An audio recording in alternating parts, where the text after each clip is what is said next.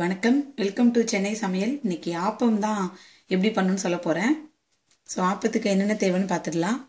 1 cup பச்சரிசி, அதே கப்புக்கு 1 கப்புக்கு தோசை அரிசி, நம்ம ஒரு கைப்பிடி அளவுக்கு அவல், உளுந்து 1/4 கப்புக்கு கொஞ்சம் கம்மியாக எடுத்திருக்கேன். என் உளுந்து தொளி இல்லாத உளுந்து, ஸோ நல்லா பொங்கும், அதனால 1/4 கப்புக்கு கொஞ்சம் கம்மியாக உளுந்து, வெந்தயம் ஒரு 1 டீஸ்பூன். ஸோ இப்போ எப்படி பண்ணுறதுன்னு பார்க்கலாம். உளுந்து வெந்தயம் ரெண்டையும் ஒன்றா ஊற வைக்கணும். நம்மளோட பச்சரிசி, தோசை அரிசி, அவல் இது 3ஐயும் ஒன்றா ஊற வச்சுக்கணும். ஒரு 3 மணி நேரம் ஊறணும். ரெண்டுமே தனித்தனியாக தான் ஊறணும். உளுந்து வெந்தயம் ரெண்டையும் தனியாக ஊற வச்சுருக்கேன். பச்சரிசி, தோசை அரிசி, அவல் 3ஐயும் தனியாக ஊற வச்சுருக்கேன். அவல் சப்போஸ் உங்கள்கிட்ட இல்லை அப்படின்னா நம்ம வேக வச்ச சாதத்தை கூட நம்ம போட்டு அரைச்சிடலாம். என்கிட்ட அவல் இருந்தனால நான் அவல் போட்டு ஊற வச்சுருக்கேன். ஸோ இப்போ ஃபஸ்ட்டு இந்த உளுந்து வெந்தயத்தையும் நல்லா அரைச்சிடணும். உளுந்து வெந்தயம் ரெண்டையும் நல்லா பேஸ்ட் மாதிரி அரைச்சிட்டேன், கொஞ்சமாக தண்ணி விட்டு. இப்போது இந்த அரைச்சதுலேயே நம்ம ஊற வச்ச அரிசியையும் போட்டு அரைக்கணும். உளுந்து வெந்தயம் அரைச்ச அந்த பேஸ்ட்லேயே நான் அரிசி, நம்ம ஊற வச்ச அரிசியையும் போட்டு ரெண்டையும் சேர்த்து ஒன்றா அரைக்க போகிறேன். இப்போது நல்லா ஸ்மூத் பேஸ்ட்டாக அரைச்சிட்டேன். நான் அரைக்கும் போதே உப்பு போட்டுட்டேன்.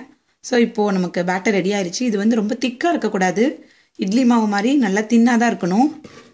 ஸோ கொஞ்சம் பெரிய பாத்திரத்தில் ஊற்றி வச்சுக்கோங்க, ஏன்னா அது புளிக்கும். ஸோ புளிச்சிச்சுன்னா மேலே பொங்கி வரும், உளுந்தெல்லாம் போட்டிருக்கோம். அப்பமா இந்த மாதிரி இந்த போரிங் கன்சிஸ்டன்சியில் இருக்கணும், ஊற்றுற மாதிரி தண்ணியாக தான் இருக்கணும். ஸோ இப்போ ரெடி ஆகிடுச்சு. நம்ம நைட்டு ஃபுல்லாக வச்சுட்டு காலையில் எடுத்து நம்ம அப்பம் சுட்டுடலாம். நைட் ஃபுல்லாக கரைச்சி வச்சுட்டேன். ஸோ நல்லா புளிச்சிடுச்சு. இப்போ காலையில் பார்த்தீங்கன்னா இந்த மாதிரி நல்லா தண்ணியாக இருக்கணும் மாவு.